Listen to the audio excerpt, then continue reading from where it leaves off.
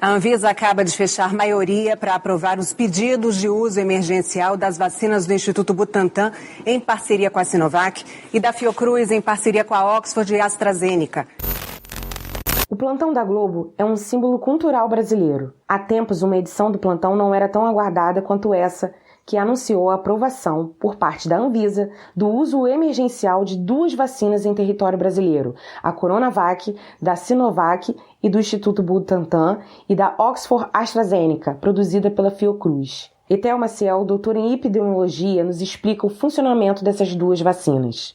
Bem, as vacinas, as 2 aprovadas no Brasil, na Coronavac, do Instituto Butantan, né, e a Oxford AstraZeneca, produzida pela Fiocruz, as 2 atuam da mesma forma. As vacinas,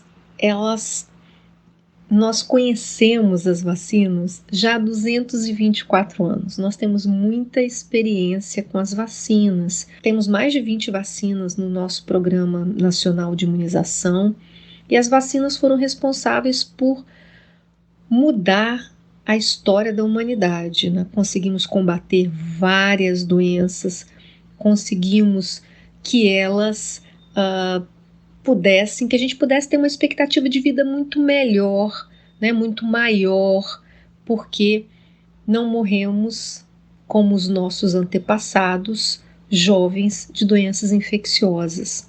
Então, as vacinas, o que elas fazem? As vacinas, elas são diferentes, né? A vacina não é um remédio que você usa, que você toma, né, quando você está doente. As vacinas, elas são estratégias de saúde coletiva, de saúde pública. Elas são uma estratégia para prevenção. Elas vão prevenir que nós possamos ficar doentes. Como é que elas fazem isso? Elas treinam o nosso organismo ou com uma parte do vírus, como é o caso da AstraZeneca Oxford, ou com um vírus inativado, todos 2 vírus morto, como se fosse morto, né? Para treinar o nosso organismo, para quando ele entrar em contato, quando ele for infectado, quando a gente for infectado com o vírus, o nosso organismo já saber como é e o nosso sistema de defesa atacar aquele agente agressor. As vacinas, eu tenho falado que elas são mais ou menos como se a gente desse para o nosso organismo um retrato falado do agressor, que a gente mostrasse para ele quem é o inimigo e como ele tem que combater. Assim, quando a gente entrar em contato com esse agente agressor, o nosso sistema imunológico, o nosso sistema de defesa já sabe como atacar. É assim que as vacinas funcionam. Good evening and thank you for joining us. We are going to begin with that breaking news. The first vaccine for coronavirus here in the U.S. has just been approved by an FDA advisory panel. All of it guaranteeing it will receive emergency approval by the FDA, possibly within hours.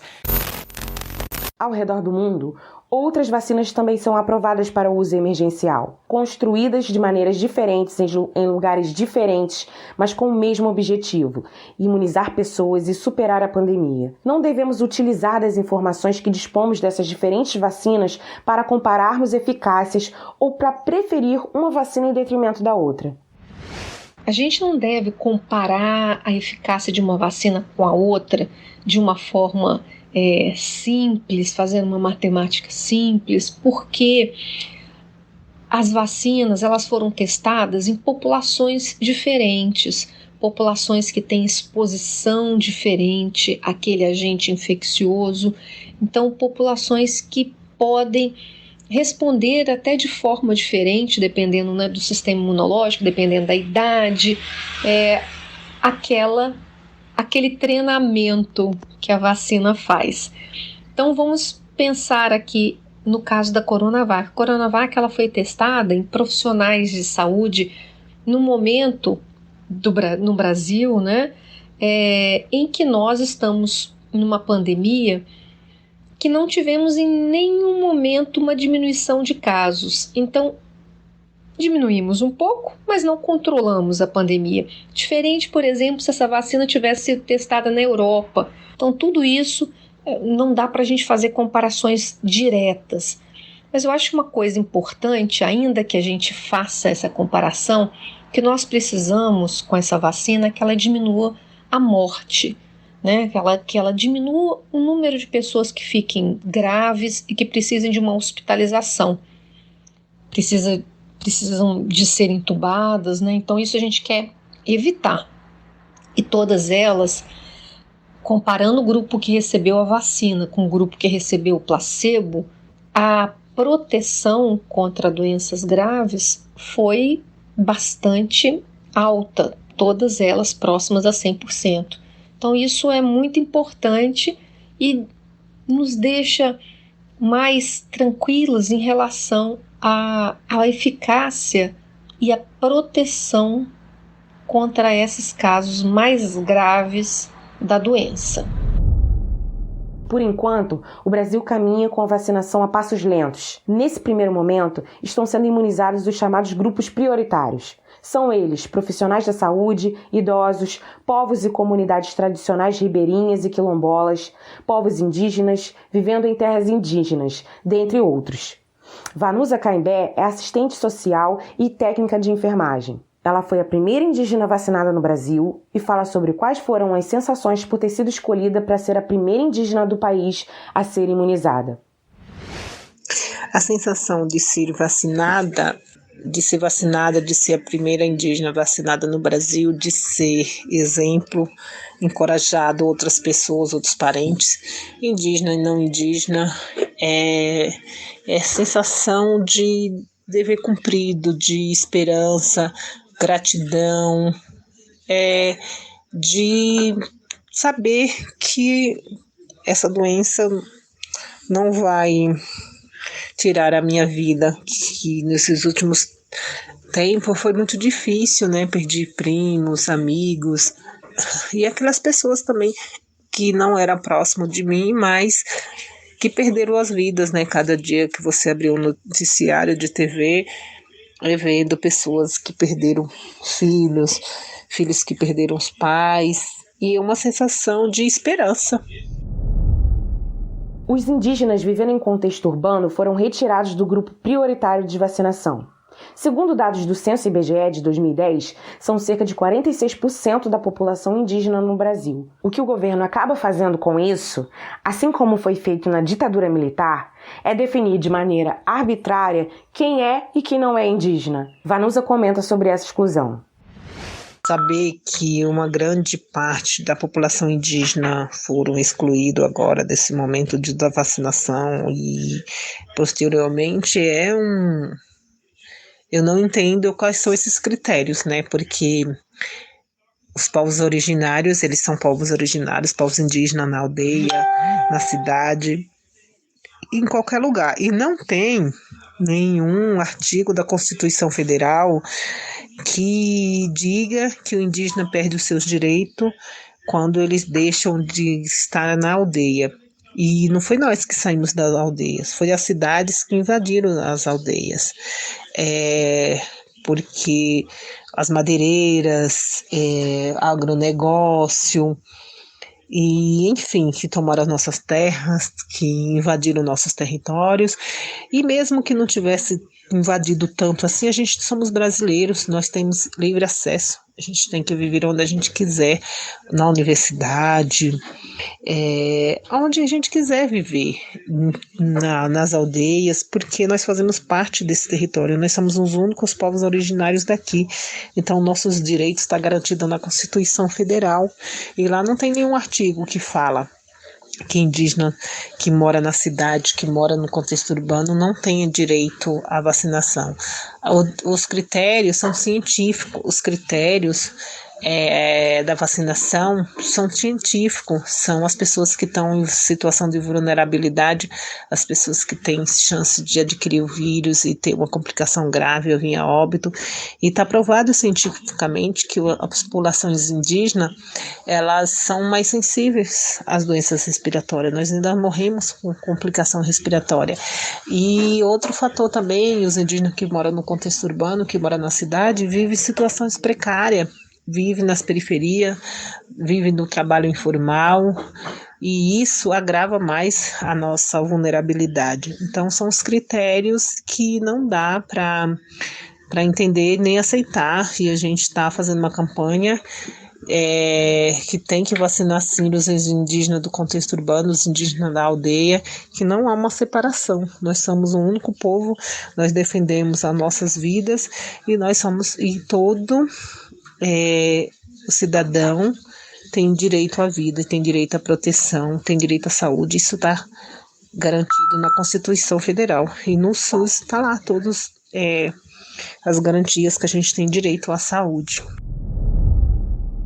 Essa exclusão é representativa da discriminação e da desinformação institucionalizada pelo governo federal e pelo Ministério da Saúde. Isso prejudica o entendimento acerca das vacinas e da pandemia. Além do próprio governo disseminar desinformação, há uma rede de fake news, vindas de apoiadores do presidente e pessoas com atuações e posicionamentos anticientíficos que não cessa. Um estudo da Fiocruz que captou conteúdos acerca da Covid-19 revela que 65% das fake news envolviam curas milagrosas e não comprovadas pela ciência para a Covid-19. 5,7% estão relacionadas a golpes bancários, 5% tratavam de projetos falsos para arrecadar recursos destinados a instituições de pesquisa e 4,3% qualificam a doença como uma manobra política. Um outro equívoco que está muito habitual e virando até meme e piada, são as ditas brincadeiras sobre o que as pessoas farão assim que forem vacinadas. O que faremos depois de vacinados? Tem que ser, obviamente, continuar com as medidas protetivas.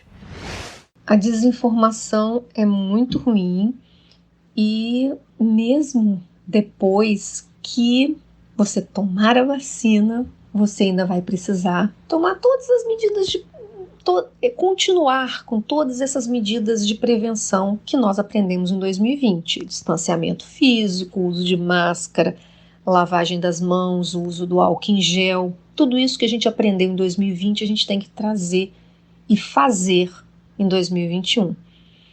Porque a gente só vai conseguir ter uma segurança quando muitas pessoas estiverem vacinadas. É o que a gente chama daquela imunidade coletiva, imunidade de rebanho. Nós estamos calculando aqui do Brasil que nós vamos precisar chegar em torno de 70% de pessoas vacinadas para que a gente atinja essa imunidade e que muitas pessoas vacinadas possam impactar naquela curva de casos e de óbitos.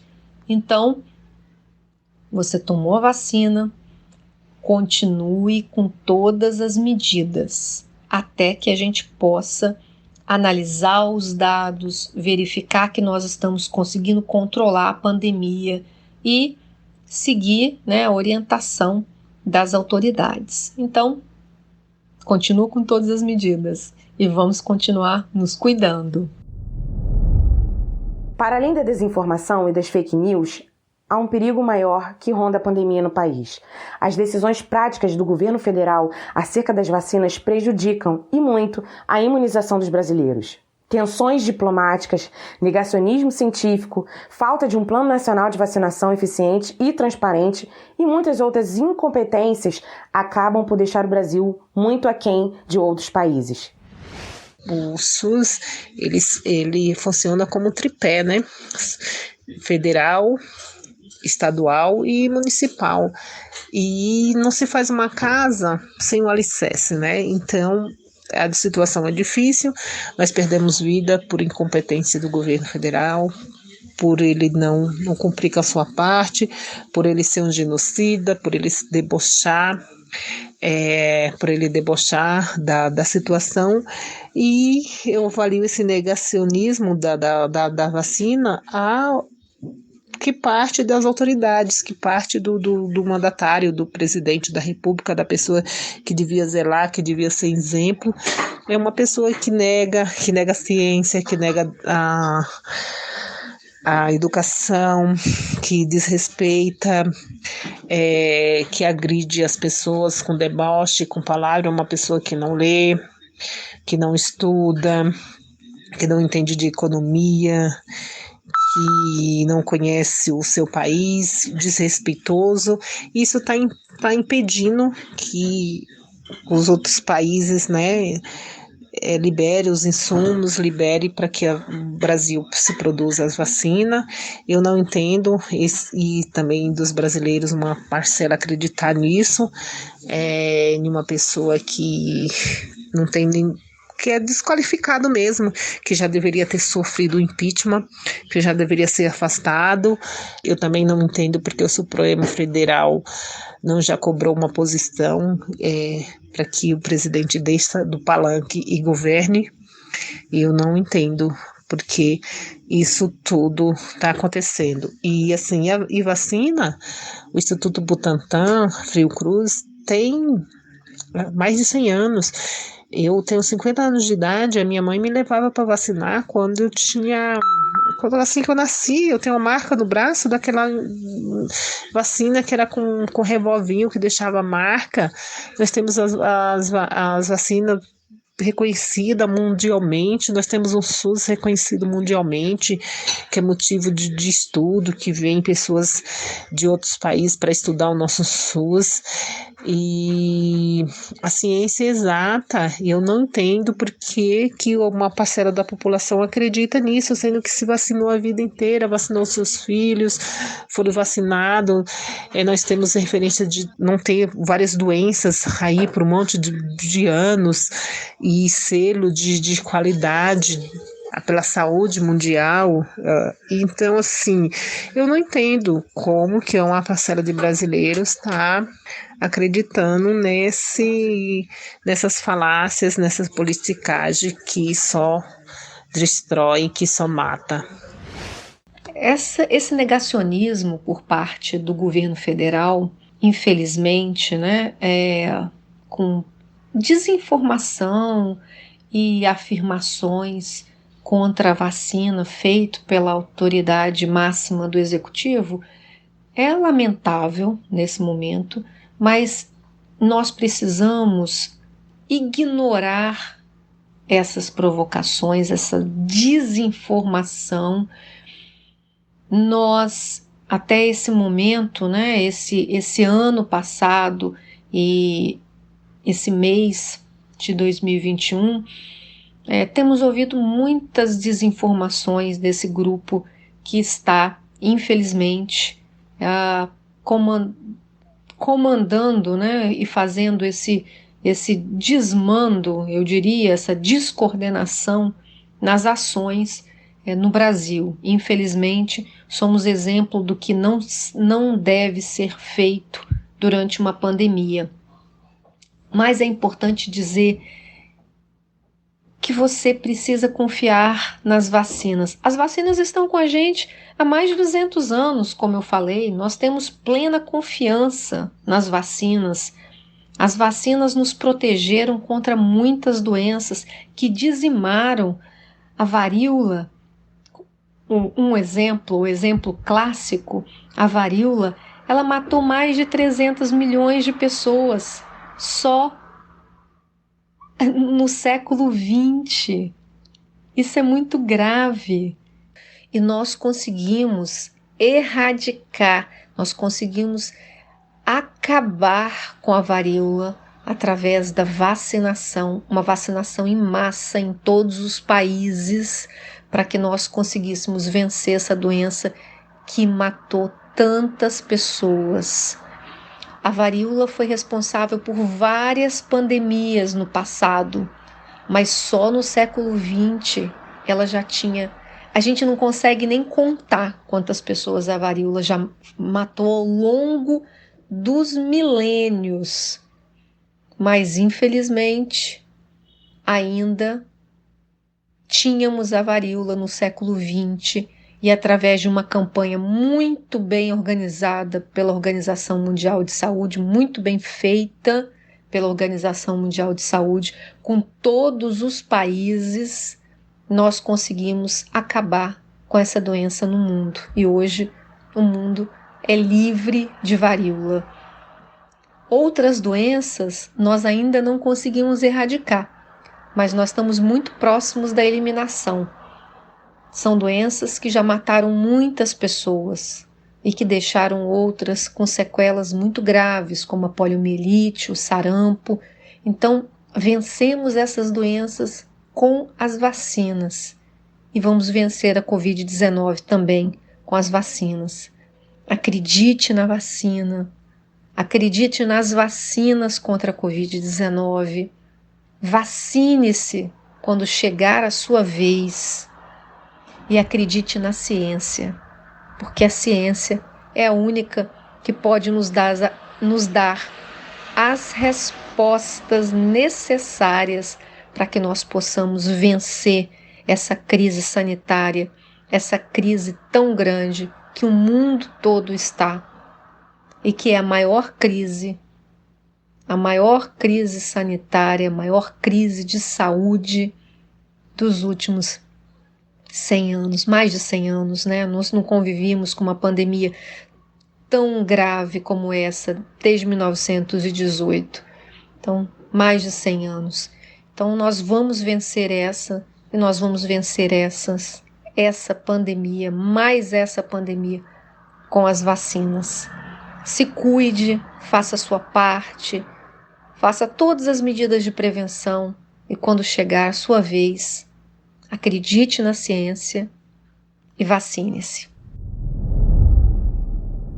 Quando chegar a sua vez, vacine-se. Essa fala da doutora Etel Maciel é a fala que reflete a vontade dos cientistas que trabalharam de maneira tão séria, responsável, resiliente e em tempo recorde para garantir que tivéssemos acesso a essas vacinas, que são a saída para a pandemia, a resposta para sofrimentos tão grandes e uma esperança para todos nós.